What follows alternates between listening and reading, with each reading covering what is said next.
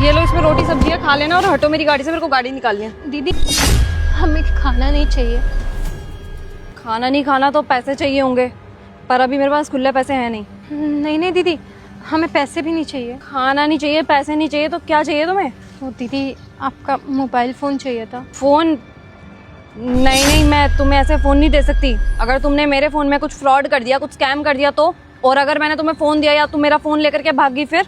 नहीं नहीं दीदी, मैं भले गरीब हूँ लेकिन चोर उचक्की नहीं हूँ। अगर आपको ऐसा लगता है कि फ्रॉड करूँगी या फ़ोन लेके भाग जाऊँगी तो आप मेरा ये सामान अपने पास रख लीजिए।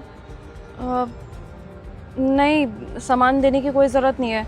दिखने से तो वैसे तुम बहुत मजबूरी लग रही हो, और ऐसा लग भी नहीं रहा कि तुम फ़ोन लेकर के भागोगी या स्कैम करोगी। कोई बात नहीं, ये लो मेरा फ़ोन, पर प्लीज़ थोड़ा जल्दी देना।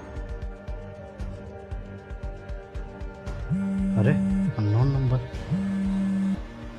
हेलो हेलो भैया, हम बोल रहे हैं काजल, दिल्ली से। आप क्यों फोन की हो? हाँ, घर से जब गई थी तो बड़ा एकदम चौड़ा होके गई थी कि कभी जीवन में इस घर पे, इस दहलीज पे कदम नहीं रखेंगे। भाभी से कितना लड़ी तुम, और अब हमको फोन कर रही हो? देखो, कान खोल के सुन लो, जब यहाँ से गई थी ना तभी सोच लेते कि आज के बाद तुमको इस घर की दहलीज पे ना कदम नहीं रखने देंगे। नहीं नहीं भैया, घर वापस आने के लिए नहीं किया फ़ोन। वो कह रहे थे ना कि आप हमें 2000 रुपये भेज दीजिए, क्योंकि जिस बस से हम दिल्ली आ रहे थे ना उसमें हमारा सामान चोरी हो गया है। 2000 रुपया? अरे फूटी कौड़ी नहीं मिलने वाला तुमको। बोल दिए ना तुमको, घर से जाने के बाद सारा रिश्ता नाता सब कुछ खत्म। फिर किस हक से पैसा मांग रही हो? हमारा बात कान खोल के सुनो, भाभी तुम्हारा वैसे ही किलसी हुई है। अगर उसको पता चला ना कि तुमसे बात कर रहे हैं तो फिर जीवन में हमको फ़ोन ही नहीं देगी कभी। आज तो कर दिया फ़ोन, आज के बाद कभी जीवन में फ़ोन मत करना। आज से तुम हमारे लिए और हम तुम्हारे लिए मर गए। रखो फ़ोन। हेलो भैया, भैया काट दिए लग लीजिए।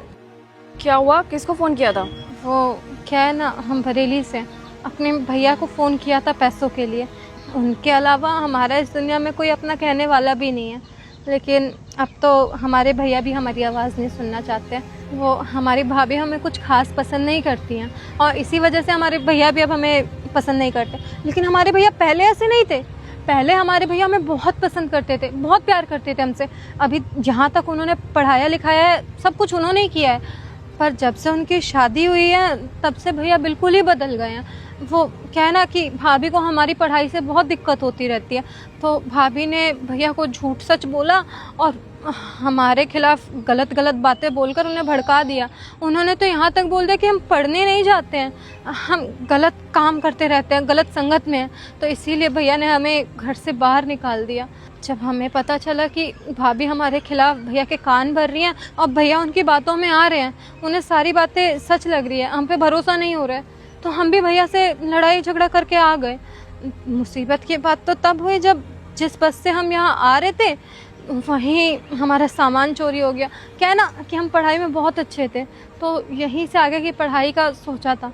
और यहाँ दिल्ली जैसे शहर में हम इसलिए आए क्योंकि हमने यहाँ नौकरी के लिए अप्लाई किया था। लेकिन जब यहाँ पहुँच के हमने फ़ोन मिलाया और जो जगह हमें बताई थी वहाँ गए, ना तो फ़ोन लगा, और जिस जगह पे हम गए थे वहाँ पे तो एक बंजर ज़मीन पड़ी हुई थी, उसके अलावा कुछ भी नहीं था। हमने वहाँ के आसपास के लोगों से भी पूछा तो वो हमारा ही मजाक बनाने लग गए कि यहाँ पे आज तक इस नाम की कोई कंपनी ही नहीं बनी है आसपास। हमने उन्हें फ़ोन भी मिलाया था, उनका फ़ोन भी नॉट रीचेबल जा रहा था।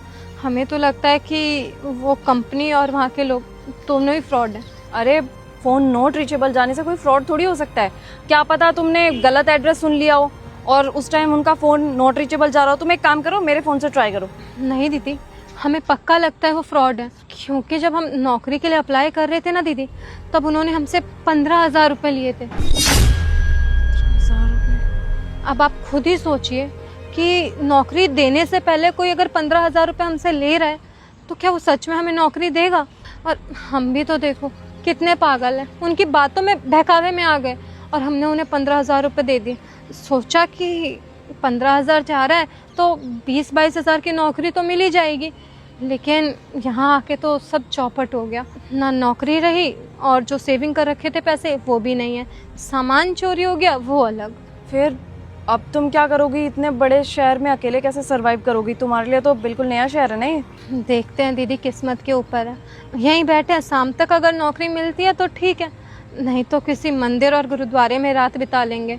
कम से कम एक वक्त का खाना तो मिल ही जाएगा ना। देखो ये सब ना सुनने में और मूवीज़ वगैरह देखने में ही अच्छा लगता है, लेकिन अगर रियल लाइफ में ये करने जाओगे ना तो बहुत मुश्किल हो जाएगा, क्योंकि आज नहीं तो कल तुम्हें काम तो करना ही पड़ेगा ना। कब तक ऐसे मंदिर या गुरुद्वारे में बैठ करके गुजारा करती रहोगी? अच्छा हाँ, तुमने बताया था ना कि तुम यहाँ पे काम के सिलसिले में आई थी। तुम यहाँ पे किस रिगार्डिंग आई थी? क्या काम के लिए आई थी? दीदी फिलहाल तो जो नौकरी मिल जाए वो कर लेंगे, लेकिन हम सिलाई बहुत अच्छी कर लेते हैं। सिलाई अच्छी आती है? देखो मेरी ना यहाँ पे पीछे कंपनी है जहाँ पे मैं फैशन डिज़ाइनिंग का काम करती हूँ। मुझे सिलाई बुनाई के लिए कोई ना कोई लड़की चाहिए ही थी, तो अब बताओ तुम करना चाहती हो मेरी कंपनी में काम? हाँ हाँ दीदी, हमें काम की ज़रूरत है, हम क्यों नहीं करेंगे। हम हर तरीके से सिलाई कर लेते हैं, लेकिन अगर आप हमें कुछ चीज़ें बता देंगे ना तो हम उसको भी अच्छे से सीख लेंगे। देखो तुम उसकी टेंशन बिल्कुल मत लो, मेरी एचआर है ना, वो तुम्हें अच्छे से काम सिखा देगी। और हाँ, तुम्हारे रहने का खर्चा भी कंपनी ही देख लेगी, बस तुम्हें अपने खाने का खर्चा देखना होगा। आज के लिए तुम मेरे घर में स्टे कर लेना और कल मेरी कंपनी तुम्हें पीजी दिलाई देगी। दीदी बुरा मत मानिएगा, आप हमारे लिए इतना सोच रहे हैं, हमारी मदद कर रही हैं, बहुत बड़ी बात है, लेकिन हम आपके साथ आपके घर नहीं जा सकते क्योंकि हम आपके लिए अनजान हैं और आप हमारे लिए। ऐसे किसी अनजान के घर जाना भी तो सही नहीं है ना। अरे तुम चिंता मत करो, मैं मेरे घर में बिल्कुल अकेली रहती हूँ। और हाँ, सैलरी का तो मैंने तुम्हें बताया नहीं, तुम्हारी सैलरी होगी पूरे के पूरे 35,000। चलेगा? दीदी यहाँ पे काम के सिलसिले में आए थे और हमें काम करना है, आप हमें जो सैलरी देंगे हमें मंजूर है। अब वेट किस बात की, जल्दी से अपना बैग उठाओ और चलो। मुझे लगता है तुमने सुबह से कुछ खाया भी नहीं है, मैं तुम्हारे लिए कुछ मंगा देती हूँ।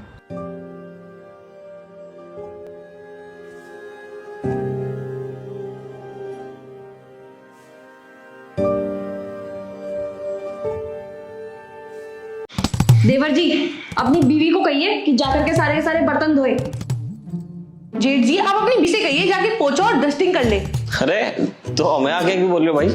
आपस में देख लो ना किसका काम है, कर लो जाके। अच्छा जेठ जी, मैं इनके बाप की नौकर हूं जो इनके कहने पे काम करूंगी। अच्छा जी, तो इसका मतलब मैं इसके बाप की नौकर हूँ जो इसके कहने पे सारा काम करूंगी। सुनिए, आप दोनों ना मेरी बात कान खोल के सुन लीजिए। अपनी अपनी पत्नी से खुद बोल दीजिए कि क्या क्या काम करना है। ओ हेलो, आप ऑर्डर मत दीजिए, मैं अपने हिसाब से काम करूंगी और ये लोग अपने हिसाब से काम करेंगे।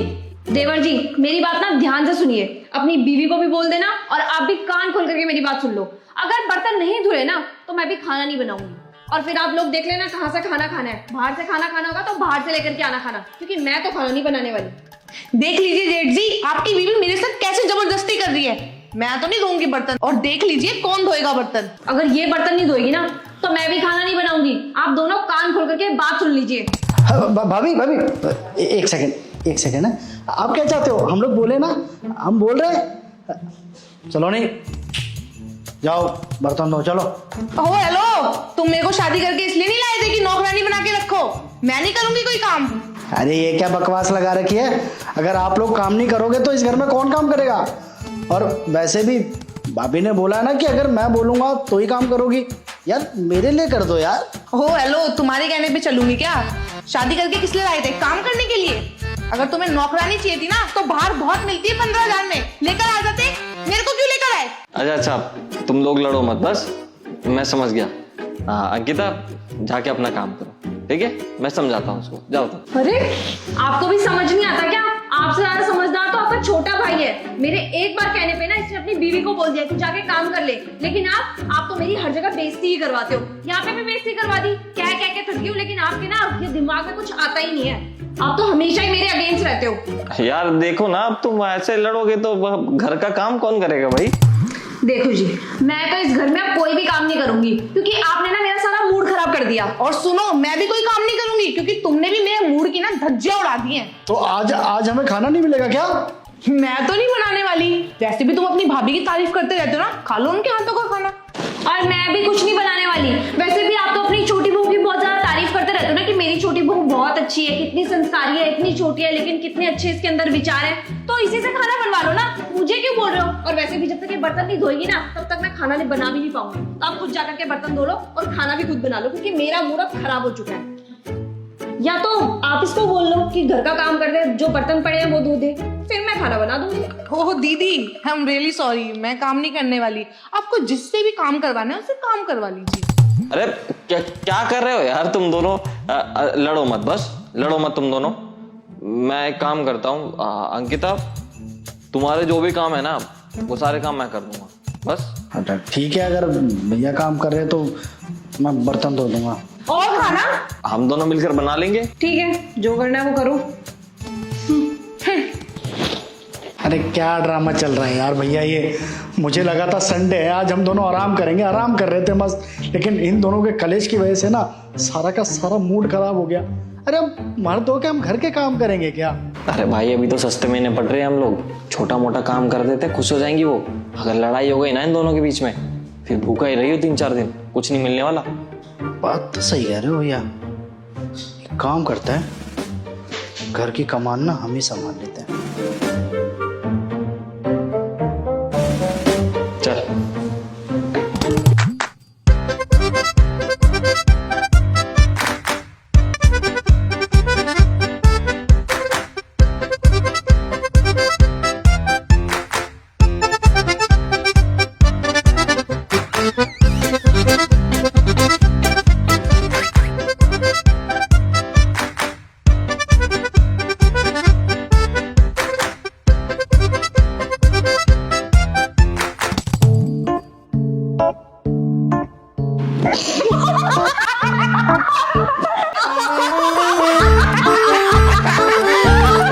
कह रहे थे घर का कोई काम नहीं करेंगे और सारे काम वही कर रहे हैं। और कह रहे थे आज संडे है, हमारी छुट्टी है, लेकिन छुट्टी उनकी नहीं, छुट्टी तो हमारी है।